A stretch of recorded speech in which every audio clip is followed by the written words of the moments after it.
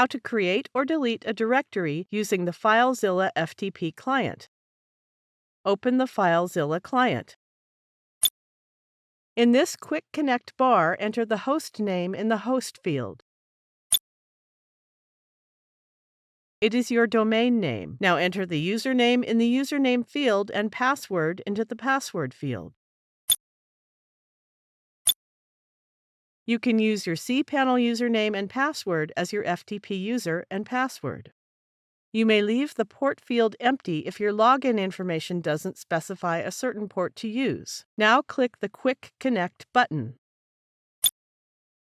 The server pane is now displaying files and directories on the connected server. Double-click the public HTML directory to open it. Right-click on the empty space within the file name box and then click the Create Directory option. Now give a name to the directory and click the OK button.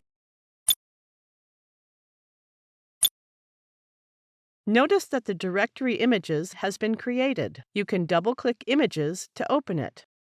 You can create a directory inside any other directory, just like public HTML directory, by following the previous steps.